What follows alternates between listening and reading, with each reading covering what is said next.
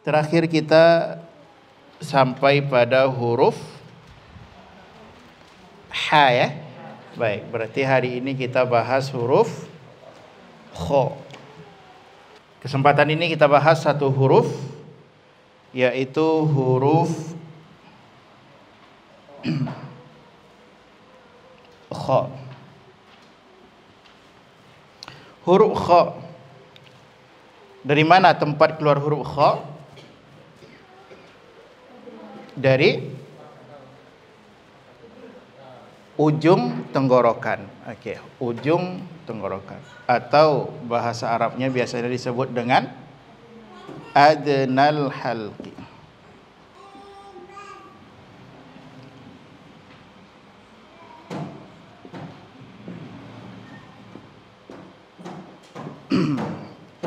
Okey. Ya, adnal halqi. Apa saja hurufnya atau apa huruf yang sama dari segi makhraj dengan huruf kha adalah satu lagi huruf gha. Nah, ya, huruf gha. Jadi dia keluar dari ujung tenggorokan.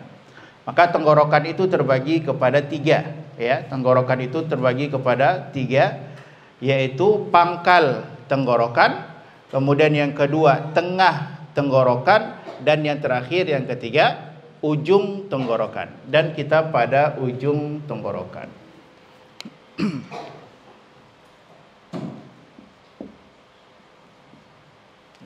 Ujung tenggorokan. Baik. Makhrajnya sudah, kemudian sifat. Sifat yang pertama yang terdapat pada huruf kha adalah antara hamas dan jahar masuk kepada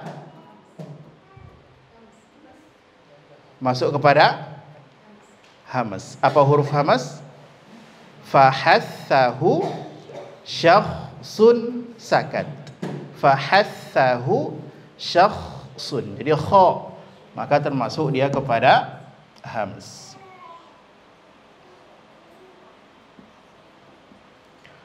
Baik. Sifat yang kedua antara syiddah, tawasud dan rokhawah termasuk kepada huruf rokhawah. Apa makna rokhawah? Jariyanus saut, mengalir suara.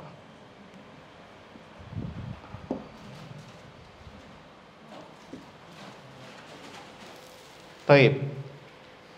Dan pasangan yang ketiga antara isti'ala dan istifal, huruf kha tergolong kepada isti'ala. Apa saja huruf isti'ala?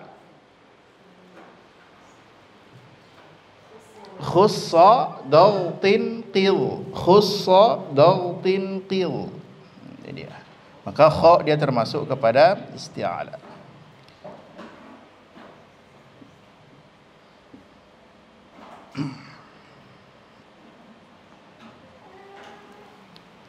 Yang keempat, antara itbaq dan infitah, huruf kha termasuk kepada infitah.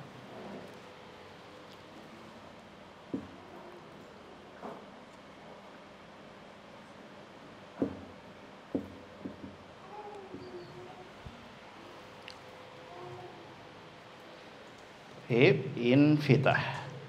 Kemudian yang kelima, yang terakhir dari 5 pasang, antara idlaq dan ismat, maka huruf kha masuk kepada ismat.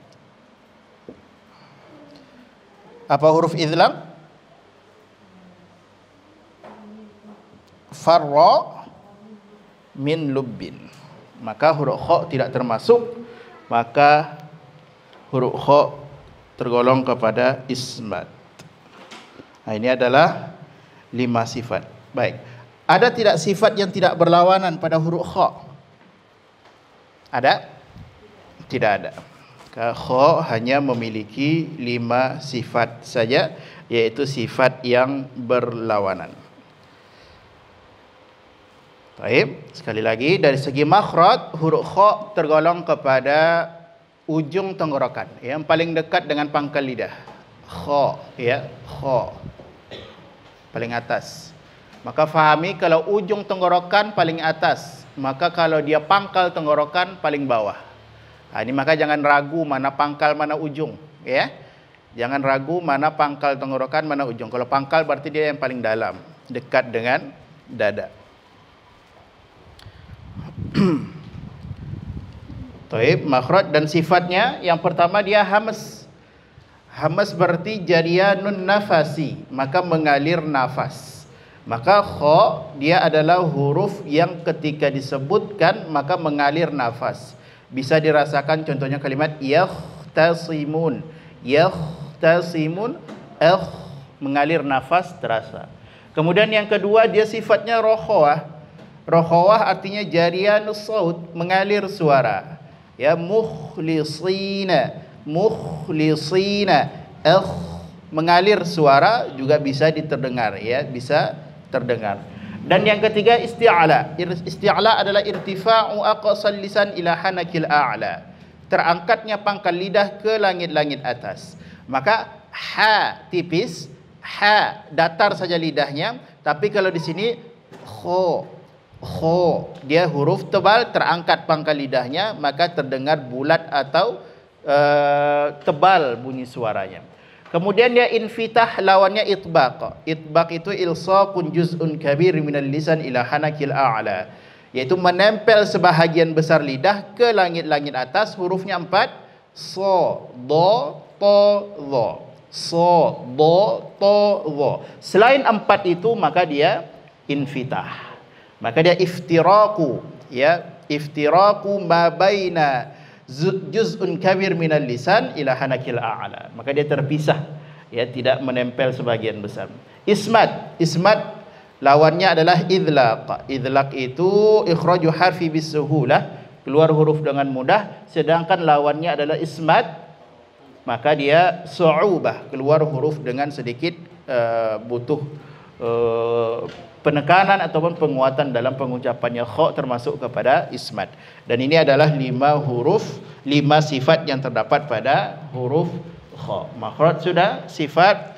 Kemudian yang berikutnya kesalahan umum yang sering terjadi, ya, kesalahan umum yang sering terjadi pada penyebutan huruf kha. Yang pertama adalah terbaca seperti huruf istifal atau huruf tipis, ya, terbaca seperti huruf istifal.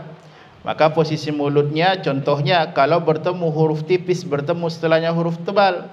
Contohnya kalimat yahtasimun, ya-nya tipis, kha-nya tebal. Ya, ya-nya tipis, kha-nya tebal. Maka jangan dibaca yah. Kalau yah menjadi kha, maka dia huruf istifal. Ya, sedangkan sifatnya adalah yang ketiga isti'ala. Maka ini kesalahan umum yang sering terjadi ketika bertemu huruf tipis kemudian setelahnya huruf tebal, huruf kha. Nah, maka biasanya huruf kha-nya terikut menjadi tipis. Nah, ini kesalahan yang sering terjadi. Kemudian yang kedua, huruf kha dia bersifat rokhawah. Ya, bersifat rokhawah, mesti dia mengalir suara. Bagaimana kita dengan makhraj yang sama, yaitu huruf gha. Contohnya ghairil maghdubi, maghdubi ngalir gha-nya. Mukhlisina, mukhlisina, nah, itu mesti mengalir kha-nya.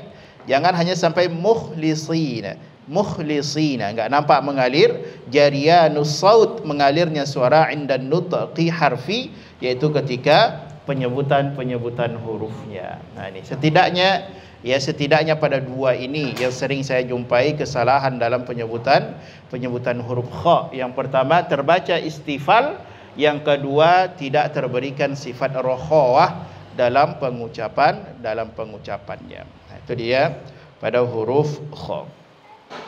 Baik, kita latih penyebutan dan fahami sekali lagi, ya, secara umum kesalahan yang sering terjadi pada huruf tebal, atau bisa ditambahkan juga karena kha dia tergolong kepada huruf tebal, yaitu memonyongkan kedua bibir dalam penyebutan huruf tebal. Ini adalah kesalahan, ya.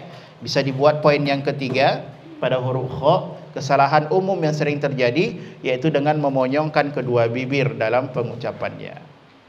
Ini tidak boleh ya.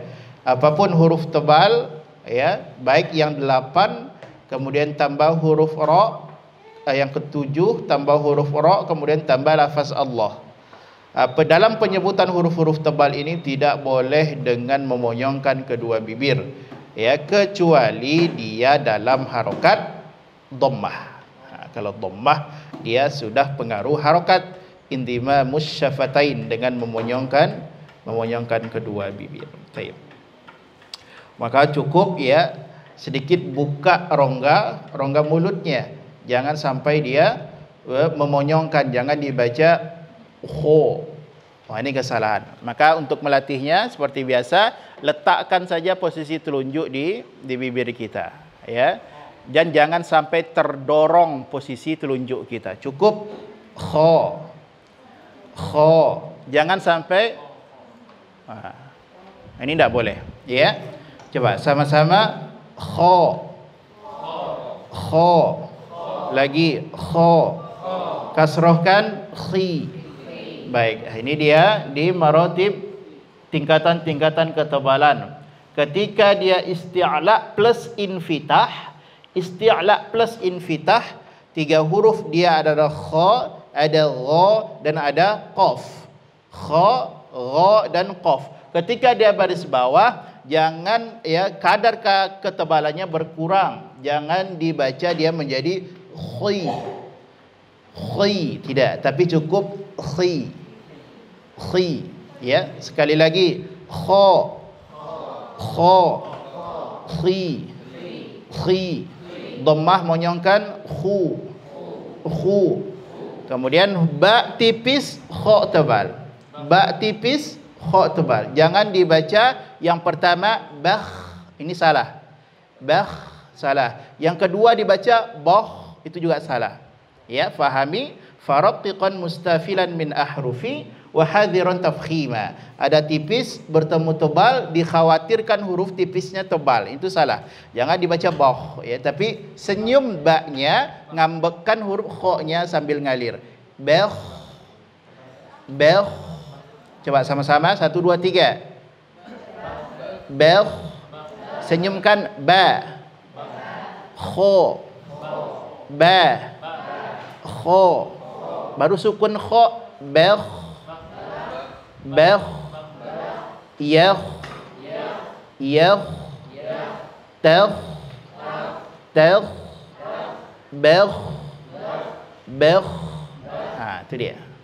Ya. Jadi nampakkan tipis ba-nya, kemudian tebal huruf kha-nya. Sekali lagi. Kha, khi, khu, bah. 1 2 3. Sekali lagi kesalahannya sama-sama tebal dan sama-sama tipis. Bah salah, boh juga salah. Ya, sekali lagi. Kha, khi, khu, bah. 1 2 3. Ngalir ya kha-nya ya. Tidak mengalir roh khawahnya, itu kesalahan yang sering terjadi. Baik. Khu, khon, khani, khokhna. 1 2 3.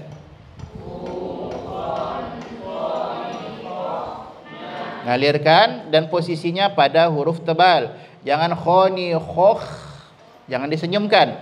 Khoni khokhna ya. Khu, khon, khoni, khokhna. 1 2 3.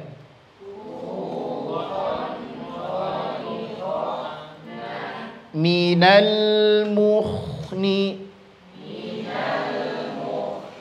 Sama juga kha, enggak boleh disenyumkan. Jangan minal mukh, jangan. Posisi tebal tadi. Minal mukhni. 1 2 3. Makhi khon khani kha.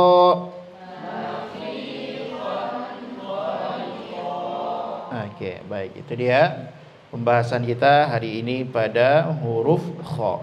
Makhraj adnal halqi, sifat hamaz, jahar, isti'ala, infitah dan ismat. Kemudian kesalahan umum yang sering terjadi, yang pertama terbaca istifal, yang kedua tidak mengalir, tidak terberikan rokhawah, dan yang ketiga memonyongkan kedua bibir pada penyebutannya. Ini termasuk kepada kesalahan-kesalahan yang sering terjadi pada penyebutan huruf kha. Baik, rekan-rekan yang dimuliakan Allah Subhanahu wa taala, seperti biasa kita lanjutkan.